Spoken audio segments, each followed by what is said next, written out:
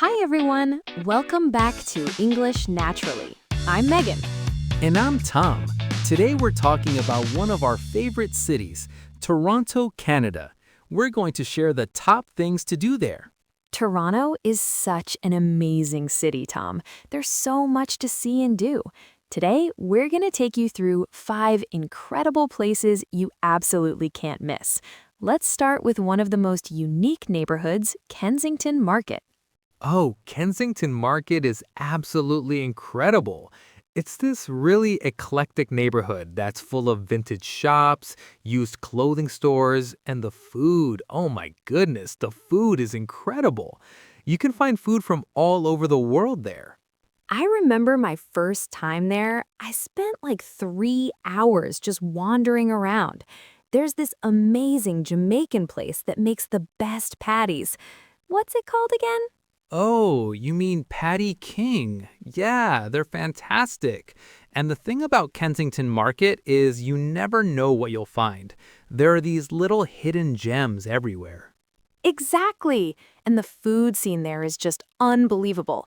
You can get fresh arepa from a Venezuelan place, then walk 10 steps and get the most amazing Vietnamese pho, and then there's this little Portuguese bakery with custard tarts that are to die for. You're making me hungry just talking about it. And what I love about Kensington Market is the street art. The walls are like outdoor galleries. There are murals everywhere. It's got this amazing bohemian atmosphere. Oh, there's this gorgeous mural of a phoenix on one of the buildings that I always stop to admire. And speaking of the shops, there's this vintage store called Exile that has the most incredible collection of band t-shirts from the 80s and 90s. I found a Pink Floyd shirt there that I still wear. And what I really love is how on weekends, especially Saturdays, there are these street musicians everywhere. I remember this one time, there was a guy playing guitar and singing, and suddenly people just started dancing in the street. That's what makes it so special. It's not just a market, it's like a community. The people who run the shops have been there for years. They know each other, they know the regular customers.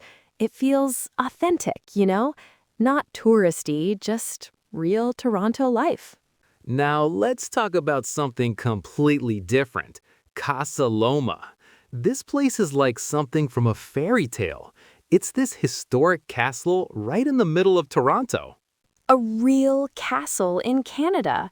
When I first heard about it, I couldn't believe it was real. But there it is, sitting on a hill overlooking the city. You know, Casa Loma has such a fascinating history. It was built by this wealthy businessman named Sir Henry Pellet in the early 1900s. He spent over $3 million on it, which was an absolutely enormous amount back then. That's incredible! And inside, there are 98 rooms. The Great Hall is just breathtaking with its 60-foot ceiling. But my favorite is the conservatory.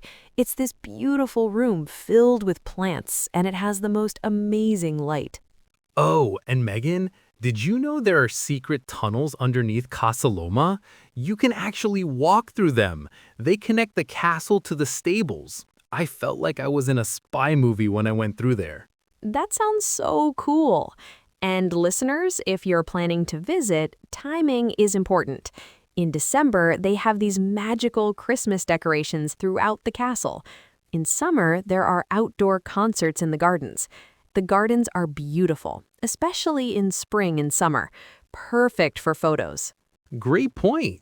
And for practical stuff, tickets are around 30 Canadian dollars for adults, but they often have discounts online. My tip is to go on a weekday morning if you can, because it gets really busy on weekends, especially during summer. Oh, and don't miss climbing up to the towers. The view of Toronto from up there is absolutely stunning. You can see the whole city spread out below you.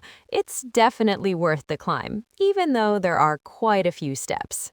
Now, if you're planning when to visit Toronto, timing matters because of all the amazing festivals they have throughout the year. The festivals are just incredible. That's the Toronto International Film Festival. It usually happens in September. And Tom, it's such a big deal. It really is. It usually runs for about 10 days in September, and they show hundreds of films from all over the world. The cool thing is, you can actually buy tickets and see the same movies that the critics and industry people are watching. You might even see some famous movie stars.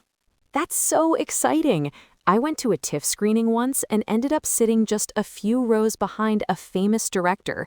The whole atmosphere during the festival is electric. There are red carpets, paparazzi, and film fans everywhere. Downtown Toronto just buzzes with energy. And then there's Pride. Toronto Pride is usually the last weekend of June, and it's one of the largest Pride celebrations in the world. The parade goes down Yonge Street, that's the main street, and there are over 1 million people who come out to celebrate and show support. 1 million people. Can you imagine? The Pride Festival is amazing, so colorful and fun. Everyone's welcome, and what I love is how inclusive it is. I remember seeing families with kids, elderly couples, people of all backgrounds just celebrating together. The floats are amazing too, so creative and colorful. And the music, every corner has DJs and live performances. And don't forget Caravana. Now that's a party. It happens in early August and it's been going on for over 50 years. The parade is absolutely incredible. These massive, elaborate costumes with feathers and sequins and bright colors. The dancers move to soca and calypso music, and you just can't help but dance along. Oh my goodness, yes! And the food at Caravana is phenomenal. You can get jerk chicken, doubles, curry goat, fried plantain, all these amazing Caribbean dishes from food trucks lined up everywhere. I still dream about the roadie I had there last summer. The energy is just electric. Now, Megan, let's talk about getting around the city. That's something our listeners always ask about. How do you actually get to all these amazing places? Great point. Toronto has the TTC, that's the Toronto Transit Commission. They have a subway system that's actually pretty easy to use. The subway lines have different colors, like the green line, the yellow line. It makes it simple to follow. And the streetcars are so cool. They're like these old-fashioned trams that go through the city streets. I love taking the streetcar. It's a fun way to see the city. Now, let me give you some really practical tips. A single TTC ride costs about 3.30 Canadian dollars. But if you're staying for a few days, definitely get a day pass for around $13 or a weekly pass. You can buy them at any subway station or even on your phone with the Presto app. That's such good advice about the app. And here's something important. Try to avoid rush hour if you can. That's roughly 7:30 to 9:30 in the morning and 5 to 7 in the evening. The subway gets absolutely packed, and you might find yourself squeezed like a sardine. Absolutely. And for accessibility, Toronto's been working hard to make the system more accessible. Many subway stations now have elevators, and all the newer streetcars are wheelchair accessible. Plus, the TTC connects really well to major attractions. You can take the subway directly to the CN Tower, the ROM, and even close to Casa Loma. Oh, and here's a pro tip. The subway map looks complicated at first, but it's actually pretty simple. There are only 4 main lines. The yellow line, that's line 1, goes in a U shape and hits most of the major tourist spots. If you're staying downtown, you'll probably use this one the most. Now let's talk about one of Toronto's most beautiful areas, the waterfront and harborfront. The harborfront is beautiful. You can walk along the water, see the CN Tower from a different angle. The view is incredible from there. In summer, it's absolutely alive. There are bike rental stations everywhere. You can rent a bike and cycle along the Martin Goodman Trail, which goes for miles along Lake Ontario. The breeze from the lake feels amazing on a hot day. Oh, I love cycling there. And Tom, the restaurants along the waterfront are fantastic. There's this place called The Slip that has amazing seafood, and you can sit right on the patio overlooking the water. And if you want something more casual, there are food trucks during summer, with everything from gourmet grilled cheese to gelato. Gourmet grilled cheese by the lake? Yes, please. And the waterfront totally changes with the seasons. In summer, there are outdoor concerts at the Harborfront Center almost every weekend. In winter, they set up this beautiful skating rink, and there are warming huts with hot chocolate. Even when it's cold, it's magical. There are boat tours that leave from the harbor front. You can take a ferry to Toronto Islands, which is like this little peaceful escape from the busy city. And here's something special. If you take the ferry to Center Island, there's this amazing view back to the Toronto skyline that you can't get anywhere else. It's especially beautiful at sunset. I must have taken 100 photos from that spot. I know exactly the spot you mean. The islands are perfect for a picnic or just relaxing, and there are beaches there too. In summer, you can even swim or rent a bike and cycle around. For anyone visiting with kids, Centerville Amusement Park on the islands is perfect. It's got this old-fashioned charm with a carousel and mini train. But honestly, even without kids, just lying on the grass at Center Island Beach with a good book is one of my favorite ways to spend a Saturday afternoon. Toronto really has something for everyone, doesn't it?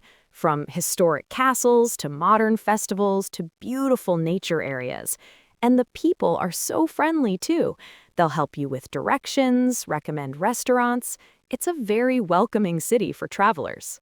Absolutely. Canadians have this reputation for being polite, and it's totally true in Toronto. Well, I think we've given our listeners some great ideas for exploring Toronto.